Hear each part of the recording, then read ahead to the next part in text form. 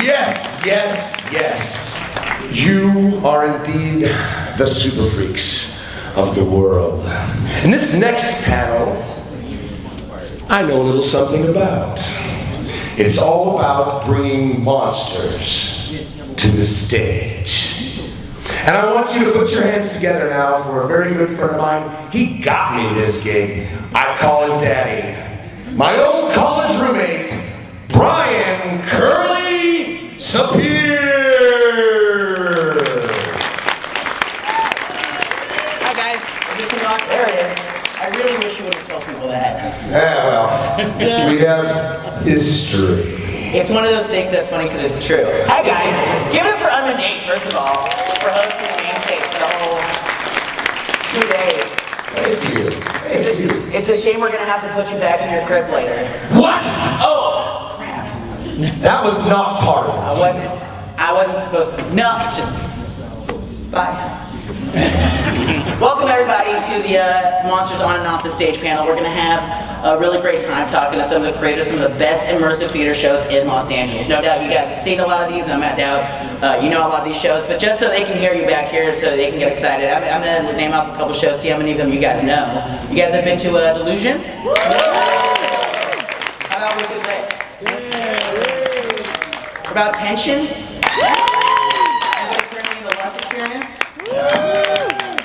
What about ScareLA? We're not playing favorites here, but what about the Willows? Have you guys been to the Willows yet? Yeah, if you're lucky enough to actually get a ticket to the Willows.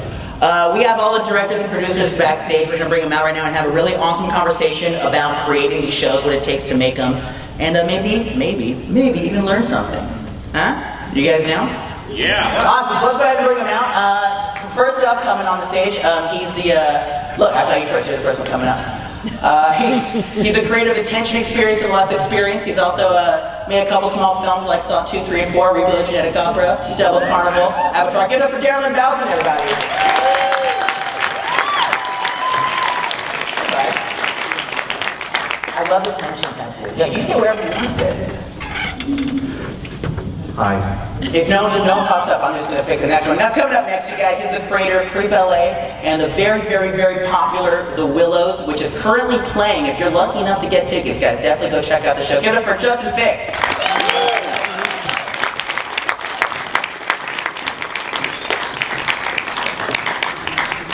All right, we also have the producer and director, creator of Wicked Lit, which is a great little company that puts together live reenactments of some great classic literature. Give it up for Paul Millet.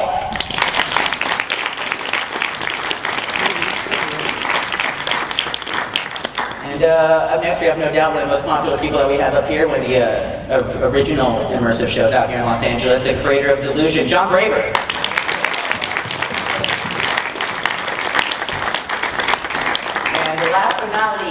This is really exciting, actually. We have the producer and director of a new show, new immersive show that's going to be opening up in Vegas. That's right, you guys. So get those cars ready for the flight if you're like, have $100 to spare. Give it up from Illicitus Theatre, guys. John Dobrenick.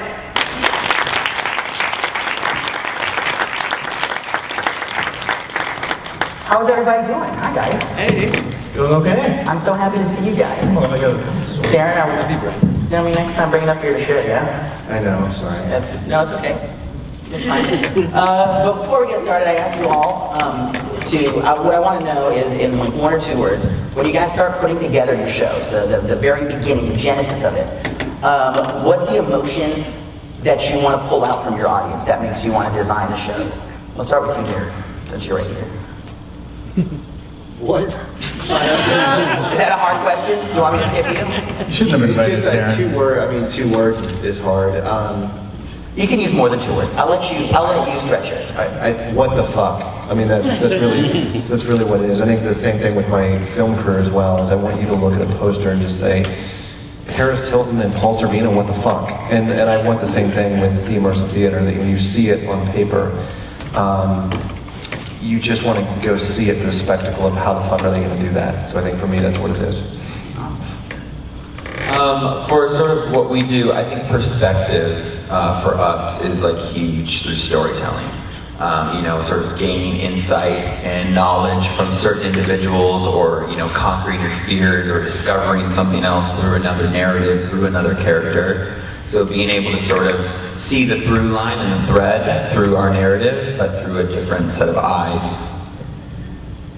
There is, I can't say that there's one emotion that really works with Millet, because it features a variety of stories.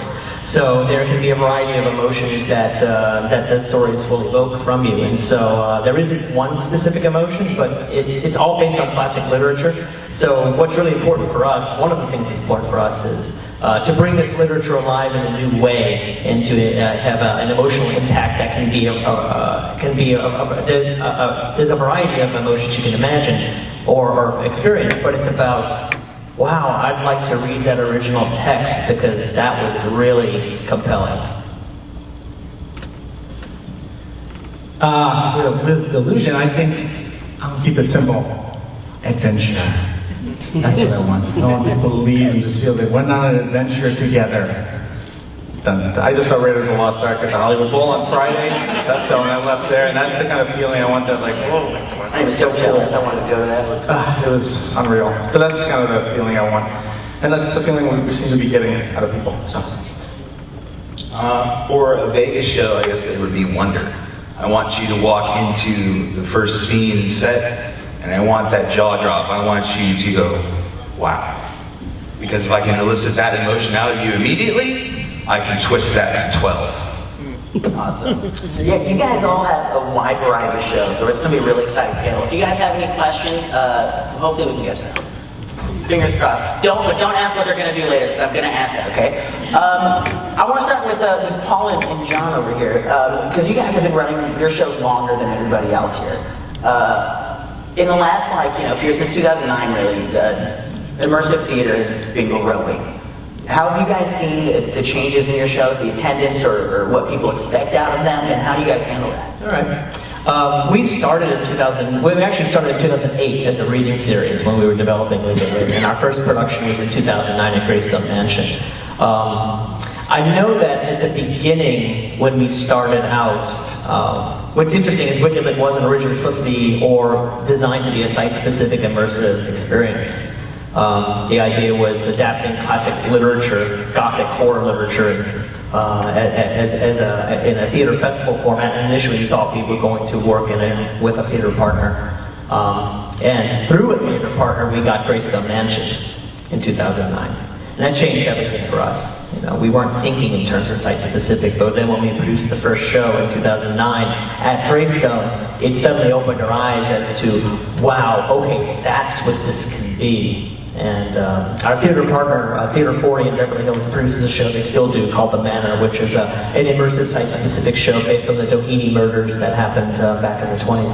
And so that was our avenue into it. But we weren't. Site-specific theater was something that was sort of out there at the time, but it wasn't on our radar until we did that first show, and then suddenly we realized this is what we're gonna do. And so from there on out, we searched for venues. Since 2010, we've been at Mountain View Mausoleum and Cemetery, which have been a fantastic partner for us. And then over the years, we've seen our audience attendance grow. The show grew from 5 nights, now it runs for 7 weeks. And there's an expectation that we've come to discover from fans of the show. What are you going to do this year, and how are you going to use the space, and what are we in for this year, which is exciting. And it's just a new way of thinking about theater that we've discovered just from our own experience in terms of how the site and the venue informs the storytelling, and informs the experience, and informs the plays that are crafted.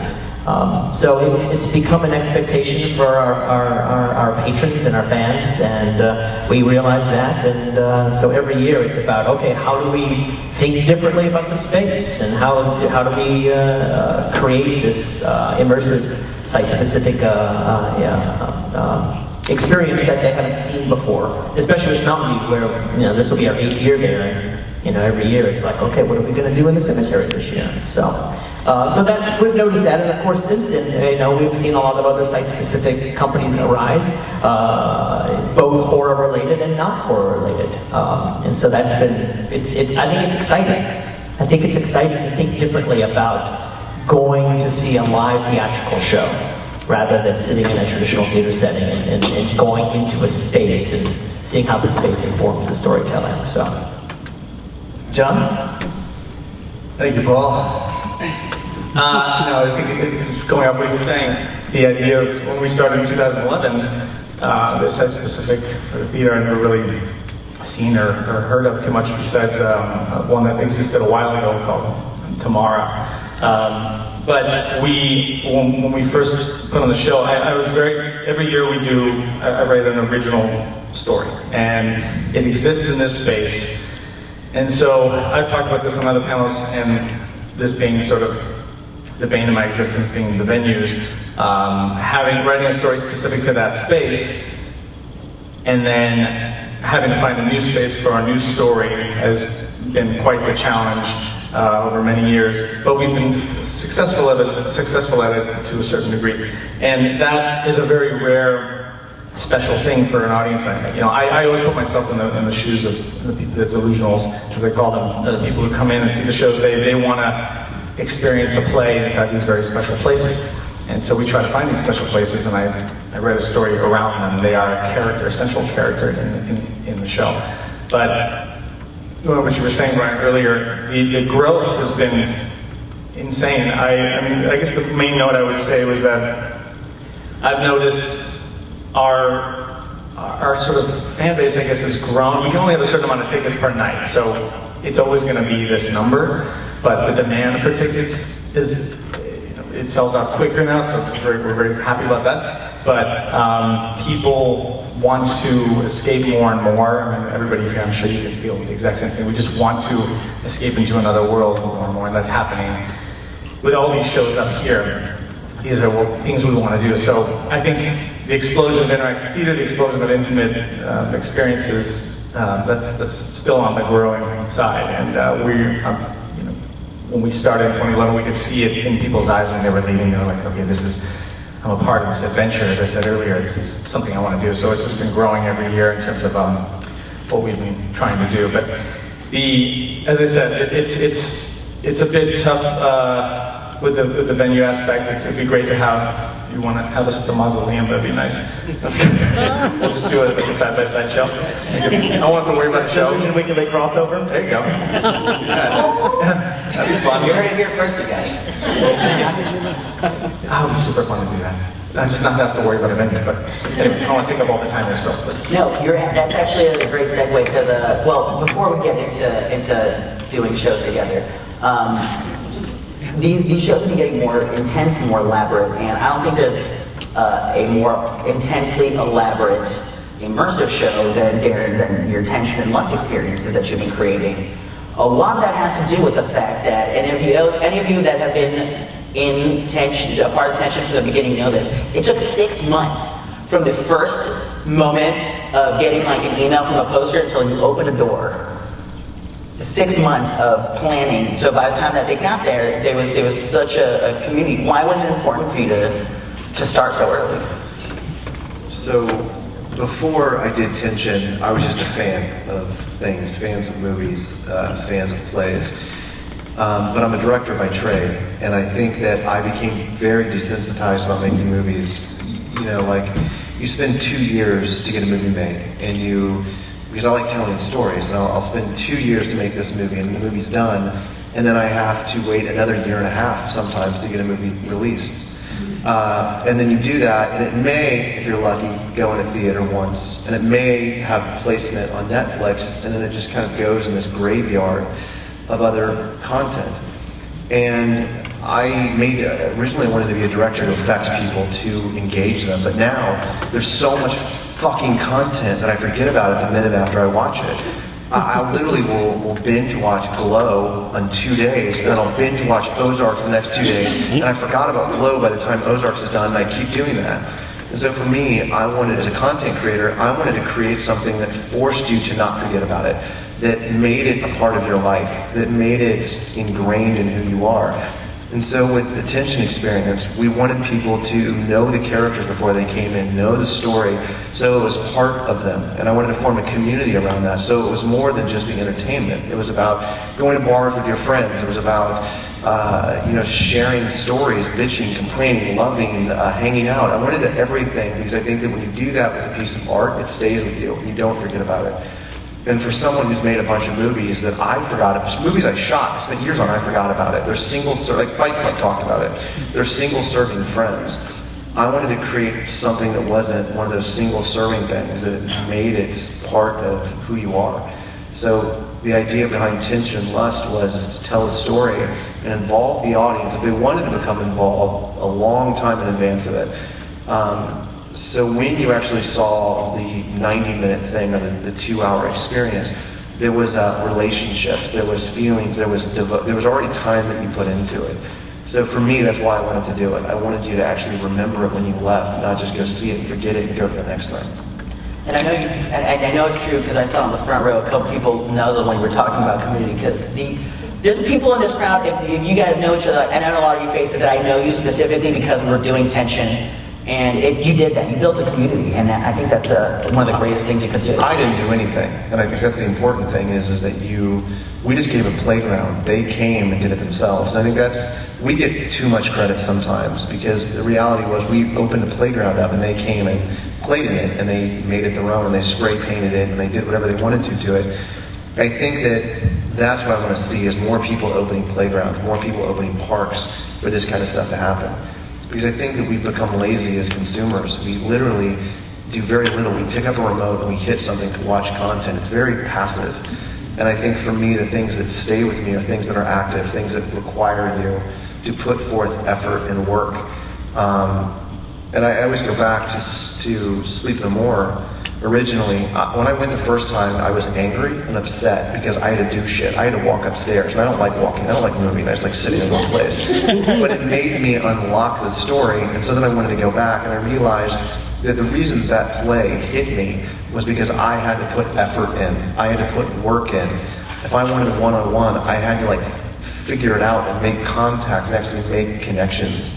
And I think that a lot of content now is just so easy, because it's so readily available to us. And that's why I love going to things like any of these plays over here, because it's an evening. I remember I just saw Willows like a month ago, and it's amazing because you have to step out of your comfort zone, and it's not easy. You have to dress up, you have to arrive, and you have to stand in a place, and you have to have your phone off, and you have to go, there's just so many intricate things. It stays with you because it's unique, and you're having to make personal interactions. And to me, that's what's missing with a lot of art, is personal interaction. And that's why I think immersive theater is like a drug for me. It's personal. You have to interact with it. Well said. Talking about the Willows, Justin, you went from creating ScareLA, which was kind of a hybrid between immersive theater and a traditional haunt. People are walking through, but things are happening. And then you created, which is undoubtedly the hottest ticket in town right now, which is the Willows. What made you guys decide to take that step into creating a fully immersive show? I just wanted to keep doing it.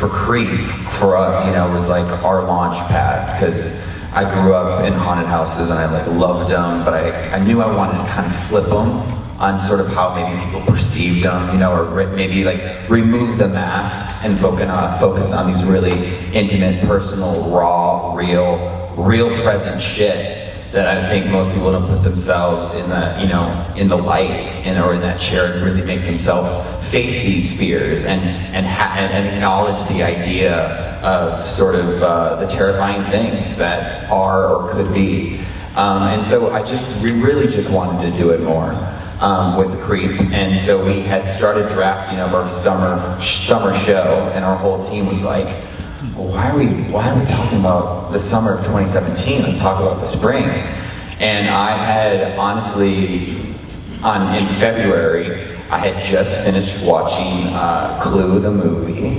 and I had like this light bulb, and I was like, oh, that is such a fun thing to have a bunch of people show up and like run around a mansion and eat soup at a table. Like, I'm gonna make people do this shit. And, you know, honestly, 4 weeks later, our team worked really fast and worked really hard, and we curated and put up this really awesome sort of site-specific piece. And, you know, much like Braver said, and Darren, it's like, I feel like we all do this because, yeah, it's affected us, and we love the type of work, but at the end of the day, it's like, for everyone in these chairs, like, our experience and our shows are curated and produced for enthusiasts and fans like you. So, you know, we can only learn and critique and really justify sort of the driving force of what we make is what interests you. And I think that's what's so amazing of kind of all of us, all of our tone, mood, style, approach to this type of, you know, that trigger word, immersive theater. You know, I think it's just gets everyone buzzing, you know, because everything's immersive. I think what, you know, Dee was trying to say is like, put down your phone and be present, and you will naturally become part of the environment and part of the storyline. And so yeah, the Willows is like a 2-hour sort of adaptation of like Clue meets like a new way to approach the murder mystery like dinner genre. And we kind of put those together and like sprinkled a little of our creep, you know, flair and tone on it.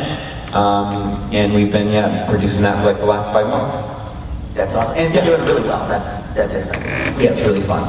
John, other John. Yep. John, who didn't get the number to wear the black shirt. Illicitus is a brand new company that's starting up right now. What are you looking forward to as far as what can people expect to see from your show that's different and unique? Something in Vegas. This is a Vegas show. I have to emphasize that because it was part of the creative process. I wanted to do something more and stand out and be different. I have a lot of respect for everyone up here. These guys are amazing. Like, I feel honored to be in their presence right now. But at the same time, I wanted something, I didn't want to be competition with these guys because each one of them have their own artistic idea. All of us, and we want that idea. It's not to be competition, it's to give you a show. And I said, what the fuck better place than Vegas to do an over-the-top show? Like, really? So in doing that, the idea of Illicitus was born to give something different. Really, I've been an LA haunter and I love the scene, but where do we all go in LA to vacation to get out? We go to Vegas. Is there anything there for you in Vegas right now? There is. There's a year-round show for you, produced for you. That's awesome, man. We look forward to it. I can't wait to see it. I want to have a little discussion with you guys. Instead of having the usual talks that we have every year with this panel, which is the same questions, I thought it would be fun to talk a little bit about creating the shows and what goes into actually working on it. So this is more like general. If you guys feel like you have an answer, please don't, argue. But when specifically show something like the Willows and Tension and in Delusion you just do, it feels like a sandbox. When you guys go to these shows, it feels like you can do anything you want. Like I can talk to anyone. But in reality, you're pushing people through a storyline. So what do you do how do you balance that to make the audience feel like they're making the decision while still, pushing forward in that story? And I think the problem is too, like trying to move the amount of people through a space and still being able to, provide sort of a story, and not feel like you got 8 people behind you. Yeah. Yeah, it's funny because I think we could probably all agree that we write these shows for the 1 out of 50 people that will get everything we want out of them, that will actually play their part and do what we, hope that they will do. I always say every year that the amount of trust we put in people is enormous and beyond what insurance companies would be happy to insure. And but it's funny because I personally write these shows for that 1 out of 50. Well, it's probably not 1 out of 50. It's probably more than that. But I'm just hoping that people will I just have a lot of trust. I hope that people will do what they would naturally do, have common sense to not stab an actor in the neck with that knife that's over there. But I think, to be honest, Delusion has been, I think the best thing about Delusion for me are the actors. The actors are spectacular. I put a lot of, if I do anything right, it is finding the right people to act in these shows. They're pros in every respect. And they love people and they love interacting with people. So they are in charge of the group because we can only do so much. So there's lots of cues, lots of different things we can do if something goes wrong. But they're in charge of the group. So getting people through is it's under their control. So that's. Darren probably has the most. I mean, for us, it's all about the event. And everything we do prior to the event, like Lust has been going on since February and will continue to go on. This is an ARG, but that's not what it's about. It's going to be about the event, the standalone thing that you go to. For us, we approach audience members differently. It's about trust, and it's about a lot of what we do with the ARG is building trust between what we know we can put somebody through. So for example, if I have a person that I see interact with us on a daily basis, and I see that that person communicates on our message board, and I see that that person goes to pop-up events, when they come through our doors, we will push them in a completely different way than we will someone that we've never met before, someone that just comes in for the first time. And I think that for us, specifically with Lust, the event will work with not having any of the ARG. You could have done 0% of the ARG and the event will 100% work. But you're going to get a somewhat different experience because the trust isn't there for us or for them either. And I think that, it comes down to, as John said, it comes down to casting and having people when you walk through our doors that you connect with immediately. And I think that the difference between immersive theater and like a traditional movie, on a movie, the actors are acting passively to an audience who's watching it. But there has to be that both ways when you go to immersive theater. The actor has to connect with you as a person, and the person has to connect you with an actor.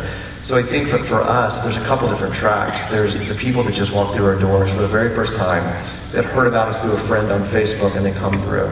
They're going to get a much different show than someone that's been interacting on the ARG for some extent because of that trust that we have. I forgot your question. I'm just fucking rambling. We're talking about all the tools, how we can keep our show moving forward. All those cameras. Yeah. Yeah, especially something that you do attention where literally you can do anything. You feel like you can go anywhere, talk to anyone. Again, it's the illusion of free will, and I think there is a lot of free will. About 70% of our actors were on headsets. I was in all but 2 shows for we did 10. I think we did 16 weeks or something, and I was in all but 2 of the shows. And so again, if we see someone that we know going through, we will at the same time be talking to the actors and push them a certain way. But again, it's that idea that there are a lot of unlockable things, Easter eggs throughout the show. But again, to really do this, it can't just be a free roaming sandbox. But you have to make people think it's a free roaming sandbox. Yeah, we run with a bunch of sound cues, like traditional haunt stuff. Like when you hear the door slam, that means there's probably another group coming, so you better hurry up. To keep things driving forward. But you got a really smart idea what you guys do with your show. Yeah, well, with Wicked Lynn, there's less of the idea of the audience making choices in terms of where to go and what to do. We pretty much orchestrate the shows that the audience is led and told where to go, where to stand, where to sit, where to be to experience the show. And because with the way Wicked Lynn is structured it's 3 plays that are happening simultaneously. It's about orchestrating all of that so that the plays can run independent of each other for a distinct audience, not overlap or step on each other, especially if they're sharing a space. And then having them end and having our audience come back and then reassemble and then rotate and then go off and see the second show. So it is, we call it orchestration, where you literally orchestrate the entire production and your audience through. But it's less about audiences having a choice or even appearing to have choice. We pretty much share. We have actors who, again, talk about casting well. It's so important, as all of you guys know. You've got to have really strong actors who are they're not just strong and talented in terms of being a performer, but are also comfortable in dealing with audience, especially story guides, because we have our story guide actors they specifically talk to the audience and tell them where to go, where to stand, and where to sit, and where to be, and if they're standing where they should, get them back where they need to be. So that's crucial in orchestrating the show. So, but yeah, it's a bit of a machine, making all three plays run at the same time and having it look effortless, hopefully. Have you guys been to each other's shows? Have you guys seen? Is there anything that you guys saw when you go to someone else's show that you almost want to like steal the idea or something, or that gives you an idea like, oh, this is something. This is going to be good. Security. I walked in with a hidden camera and stole all of Liza with it. Now I even forgot the fucking name I was going to do the time. I know. Sorry. No, I mean, I try to go. But you know what I'll say, and what's cool about this community is that everyone is so friendly. I mean, I'll give you an example. I've known John for years now, and I saw Delusion 5 years ago or something like that, and I called him right after I saw it, and he was so open. And literally, we sat down, we had coffee, and it was so cool because he could have been a dick. He could have been just. Wait, you want to open your own universe? What are you doing? Why are you talking? I mean, he wasn't at all, and it was the complete opposite of that. I'm saying that now, but he probably was like, fuck this guy. No, but every single one of these guys, I think, the whole community is so kind of open and supportive of one another, which I think you kind of have to be if you want this thing to grow. We want it to grow so we can get more people, and if more people come in, that means we can stay open longer. And so I think for us, it's a very, I don't know, each other's success helps us. And I think that it's been, so yeah, I try to go as many as I possibly can. Sorry. No, I was just this is a good time to announce our 2020 venture. Oh, yeah, talk about this. Yeah, we should talk about I'm just bouncing off what Darren was saying. Like, I have mad respect for these guys. And, like, Justin and I, we went out and got some sushi together. And it's just... I think, John, let's work together now, please. Let's do it. I think all 5 of you guys should just put on one awesome show. Right? Would you guys want to see that? It's going to be in 2020. It's $20,000 a ticket. On sale now. It's $12,000 for you guys. Start saving up your pants. Okay, we're joking. But no, I'll just keep it simple. I'm attracted to passionate people. And these are passionate people all the way down the line. And it's just feed off it. It's cool. It's nice to just break through our societal norms and then find people that are like this, that have a similar mindset of just wanting to do cool experiences. And that's, I think, again, it goes back to what I said before. Everything with me and my life and where I grew up, everything's about an adventure. I'm always the guy that's like, hey, Paul, let's go camping together and let's go to Mammoth and disappear for 4 days and let's go do that. And that's me and that's what Delusion is. You know, come on this ride with me and let's just go have fun and do that. So all these guys are doing that, and it's pretty damn cool to live in this town where you can have that option. Yeah, all I ever experience is just respect and support, because I think we all want each other to succeed, and that's just been my experience with all of you guys, and that's awesome. So who's your least favorite show? Okay, don't answer. So, Darren, Delusion. Darren's tension. Paul, you're lucky with the Wicked Lit where you guys have a regular spot every year you get to do your show. Everybody else does not. How do you guys find your locations, and how much do you have of your story written before you get there, and how much of your story do you write once you find your locations? We had an entire talk about this like last week. I mean, to me, the hardest part is not the casting and script writing, it's the locations. You're dealing with so many issues, from zoning to permits to police to fire to neighbors. I mean, it's a huge issue. For us, location is everything. It took us 2.5 years to find the location for Ascension. I was supposed to, originally the idea was in 2014 to open it, and then moved to 2015, and eventually in 2016 we're able to do it. It's one of these things that you, for Los Angeles at least, they want to give you 3-year leases, and anything less than a 3-year lease is considered unfavorable for them. And so little warehouses that are all downtown will sit empty for years because they're hoping that someone will do the 3-year lease. So if you come in and offer them, say, I'll give you, in our case, a year, they're like, no, we want a 3-year. And so you'll go back the next year, and no one's taken that place over, but they're still hoping for the 3-year lease. So to me, the locations are always the hardest part of this. Yeah, generally just like space too. You know, you want to tell these stories that take place over 45 minutes or 3 hours, and therefore you just need the amount of square footage or just land mass to be able to tell these narratives. And Graver, I feel like he's pulled off so much, but he's also made such a gamble dealing with HOA and jumping in residential neighborhoods, but has crafted these amazing stories. And then you have Darren, who's like taken over an entire block, where Boyle Heights? Boyle Heights, yeah.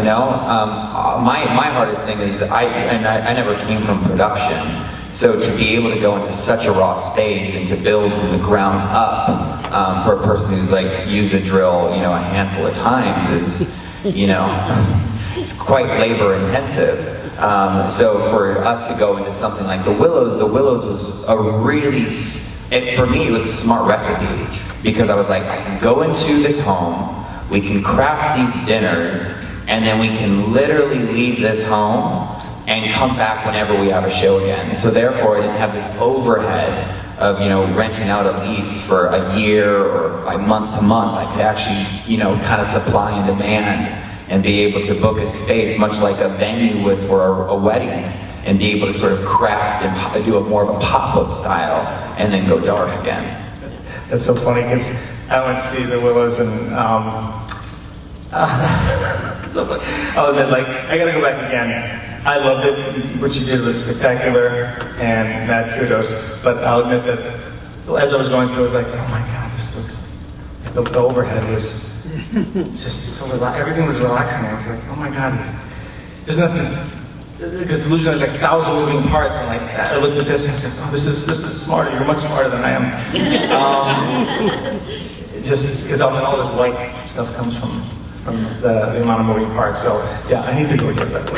So I can remove myself from that.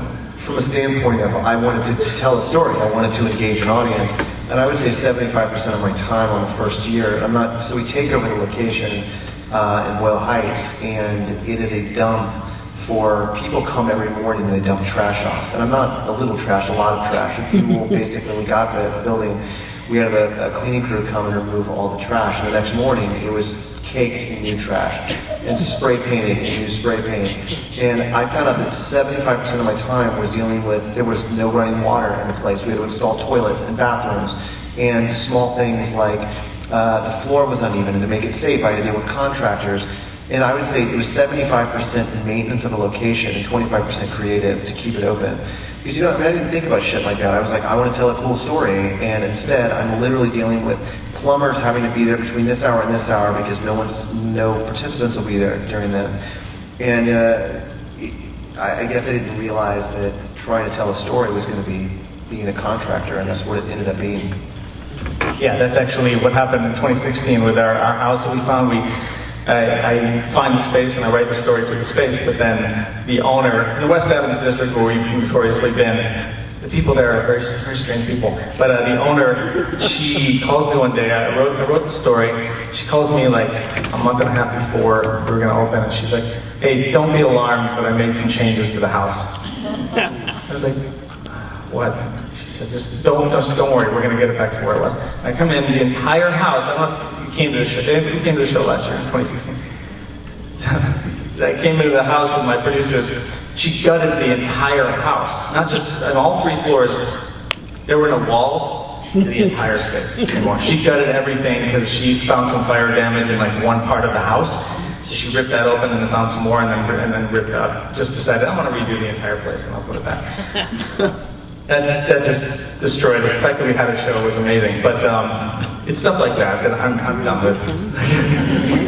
You were even saying Vegas is just as difficult. Vegas is just as difficult, even sometimes maybe a little more. It's because of the traffic that Vegas sees. It is a very tourist, high-profile town. So everybody comes there to party, live it up, and escape. Right. So it very much is a new world out there in Vegas, and it can be tedious. It can set the show back. You know, all of us up here have had those issues with coding and everything else that happens. So it is more difficult to do this than a lot of people realize. Do we have any questions? Anybody here interested in hearing something that we are not talking about? Yeah, Zach, hi. I have a question. Hi. So, how do you feel about the new escape room drama sort of infiltrating immersive theater? The question was, how do you guys feel about the new the escape room drama? Is there something going on with escape rooms? Are they not getting along? No, it's just with the influx, like. Oh, the influx of escape rooms. I thought people were upset at each other. To me, it's awesome because it's a gateway drug to immersive theater. I think that when an escape room requires you to be present, it requires you to act in a group setting, it requires you to think and communicate with one another. And I always talk about horror films and gateway horror films. Like, I remember when I was growing up, there was all these like horror films that were my gateway drug into watching like Cannibal Holocaust. So I would watch like Ghoulies, and that led me to something much more extreme. I think that escape rooms they're everywhere now, and I think there's an oversaturation. But that said, I think that audience, it's a lot easier to go to an escape room than some of our stuff, and I think that maybe that's a good first step for them. They're like, hey, this is cool, we got to get stuck in a room, we had to work together to get out. Oh, well, have you heard about? And then I think it's an easier way to get into us. Great. Let's talk about what you guys have coming up next. I know, Paul, you guys announced your show, right? With the stories that you're telling. Yeah, we just announced on social media, and we're going to be dropping a press release probably this week. The Wicked 2017 we're really excited about. It's all new. We generally always try to be all new. It's the three plays that are featured in this year's show. The first one is Thoth's Labyrinth, which is based on an ancient Egyptian legend, the Book of Thoth. It's actually a little something different from what we've done with Wicked Lit, where imagine, if you will, Raiders of the Lost Ark meets Wicked Lit. So, I'm in. It's basically about tomb raiding, and we're going to be dividing the audience, and the audience is going to have a different experience than they've ever had with this show. That's all I'll say about that. But it's a romp. It's an adventure. That show is going to be completely staged inside the mausoleum by itself, so it has the run of the entire building, and it's a tomb raiding story. And it's going to be a lot of fun. The other two are an adaptation of Ambrose Bierce's The Damn Thing, which we're excited about. It's a story that one of my partners, Jeff Brack's, been developing for the last couple of years, and it will be using a variety of parts of the property and finishing up at the cemetery, as we're wont to do. The last one is The Open Door, which was originally written by Margaret Oliphant and adapted by playwright Kirsten Brandt. It's the one I'm directing. It's our first time that we're working with a playwright who's not local. Kirsten is based in Santa Cruz, and she submitted to us 3 years ago and has been working on it, so we're finally getting to do it, and we're very excited about that. Our frame, which is the fourth, less narrative, more experiential, which basically, when you arrive, the frame is what you experience and step into, and it basically guides you through the night. It's called Lynn, based on an old French play, and it's basically about souls trapped in purgatory looking to cross over. The tie-in is that all three of the pieces, all three of the plays, feature spirits and their souls that are trapped looking to escape. So that's the lineup for Wicked at 17. That sounds amazing. Great. If you guys have never had a chance to go to a Wicked Lit show, definitely check it out. It is a lot of fun, and it is the most family-friendly immersive show that you can go to. It's all ages. Do you allow? We consider Wicked Lit PG-13, if you will. There you go. Younger children probably not. It would just be a bit much for them and a little over their heads. But it's probably the most family-friendly of all the ones up here. We have had some 10 or 11-year-olds, and they were fine. We had a 14-year-old girl one year had to be taken home because she couldn't handle one of the shows. So, but generally we say PG-13. It's yeah. What about you, Justin? Do you have? I know that the Willows is doing really well. Are you gonna have time to do a group show? Yeah, Yeah, someone's excited. I'm excited too. You're not alone, man. I'm right there with you. I'm really excited. We're gonna push Willows. We may try to juggle both shows at the same time, but I think that seems like a lot. So we may go dark with the Willows. The family may be tucked into bed for a little bit while we mount sort of creep.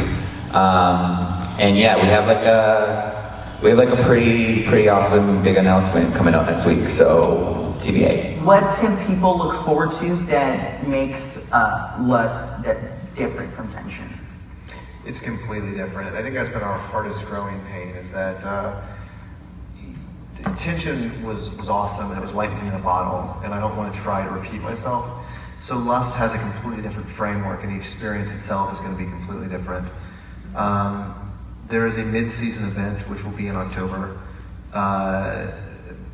but we have a long way to go, and the idea kind of Lust is a much bigger world than Tension. So the final event will be much bigger than Tension, if you can imagine that. I mean, yeah, that's all I can really say about it. Like Tension with magic powers? No, just a lot bigger than Tension. So there is a mid-season event that will take place in October, and then an announcement soon following what the main event is. That's exciting. I don't want to know anything about it because I love going in and being surprised. I'm sorry, but I don't. John, you have is there going to be a Delusion show this year? Is that something that you're working on? No. Okay. There's no Delusion show Well, this year. that's our show, everybody. Thank you. We're working on, there's a lot going on. You had the VR experience that you're putting together, actually. Yeah. Well, yeah, I mean, to back up a bit, so I wrote 5 original plays since 2011, and now that is part of sort of a grander Delusion universe that I'm now partnered with. Some people have heard about this already, but I've partnered with this entertainment company called Skybound Entertainment. They're like Robert Kirkman's company, the creator of Walking Dead, those guys. So he and I are sort of partners on this expansion of these 5 stories and everything beyond into, the interactive show, VR, film, television, comic books, and all that stuff. So we shot the virtual reality narrative series based on my 2014 play, Delusion Lies Within. We shot that in March, in April, and we're in post-production for that now. So I'm not going to bore you with the details of VR post-production, but it's pretty hellish to get this stuff out. But so we've been doing that pretty extensively for a while. At the same time, I was looking for venues and didn't find a venue for this year, but found a venue for next year. So we will have a show next year, and I'm writing that show as we speak. It's cool. That one is I'll just give a little tease to it. It's basically a pretty badass time traveling show. But it's cool because actually, in terms of the live theater, which is still the bread and butter of the baby, where my heart really lies, it's cool because we get to. I just kind of lost my train of thought there. No, but I get the space way in advance now, which usually I get a space in May. I write the show in June and July and August, and then we open the show. But now I actually have like over a year to focus on the show and all the other things going on too. But it's kind of refreshing to have that. So, in a nutshell, the VR series, season 1 of that will probably be done by December. We're going to have a pretty badass Delusion Halloween gathering party at the new space that we're going to have this year. We'll announce that later. A few tickets for that. But so do the VR series and then the live show next year, and then I'm writing a comic book on one of the shows now, as well as a radio drama based on last year's show. So last year's show was His Crimson Queen, and I want to do it as an old school radio drama. So you got a VR, you're working on a show for next year, you got a comic book and a radio show? What are you doing though? What's that? Okay, we actually have a treat for you guys. You brought a video to show off the new VR project. It's like late night television. You brought a clip? We don't have to show it to you guys if you don't want to see it. You guys want to see it? Can we play that first video, please? Kill the lights. If we can kill the lights, that'd be really cool too. I guess not. It's fine. But working with VR is obviously a little different. You know, I mean, it's just film, but it's more complex filmmaking in that you have some very specific beats you have to hit while also staying within the scene for an extended period of time. So it's a fun challenge, and I think it's a lot of fun. So it's more complex in that way, and it's not as loosey-goosey. The same challenge for theater. I mean, a lot of people grow up doing theater, and I'm no different. And so it's fun to kind of like go back to that because you can't cut. It's a one elongated scene, and so it's kind of the excitement of like, oh wow, you can actually film theater, but do it in like a professional, you know, eye-popping way. We have really long takes, and we don't do much coverage or close-ups. So we rehearse more for VR than we would for an actual film, in my experience. Well, I think one of the major differences is there's no audience in the room with us. In the stage show, we're used to being physically close to the people who are viewing it, and the VR, the camera becomes sort of this omnipresent thing. But the immersive environment is still exactly the same. On our first day of shooting, when I was waiting to like make my first entrance into the world, all I kept thinking was, it's Delusion, it's the universe. Just tell the story like you would in the show, because it's the same sort of feeling, the same sort of intimacy as the stage show, for sure. I love the process of it. I wish everything was VR because I think as an actor, you really get into that habit of just staring at a tennis ball, saying your lines, and moving on, rather than really being in the world and actually, like, I'm a part of this. The detail behind this project, as far as the art direction, our art director, Kevin, is insanely gifted. He and his team have put together an atmosphere that really draws you in and makes you feel as though you're in this 1940s haunted mansion, essentially. Everything from the books that they have to the furniture to the curtain design. One of the things that excited me about this project was just all the opportunity for movement. To not embody the camera as a person and not have them in any way tied to the narrative, but you're kind of lingering in between the space of what I would like to say, you know, a ghost in this manner, since there's a lot of that kind of going on. But it's a combination of that and a fly on the wall, where it's purely observational, but we are giving you moments with certain characters, sliding over and giving you the moments with the other characters, rather than kind of staying stationary and just kind of watching things from a distance in the room. So this, I'm hoping, is a lot more engaging. It brings, you know, the characters to the action rather than trying to cut. Even just looking, you know, we've got to look at a little bit of the test footage. And then you just have a big dumb grin on your face the entire time. It's a lot of fun. John Braver's the man. The VR world, it's the same, really allowing the actor to sort of envelop the story, and he's created this whole world, these characters, this story, but he really just allows an actor to go in and live in it while just guiding in the most loving and supportive and brilliant way possible. Everything just takes you to another place. They honestly transformed this location and made it into this grandiose place of fear. This should work just fine. No, wait!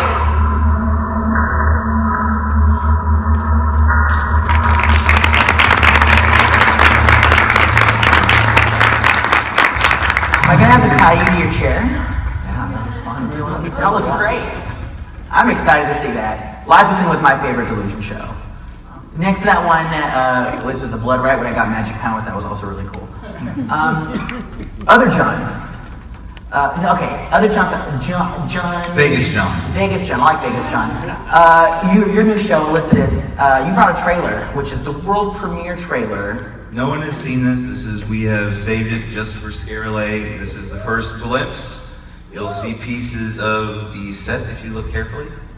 And cool. Take the ride. Buy the ticket, take the ride.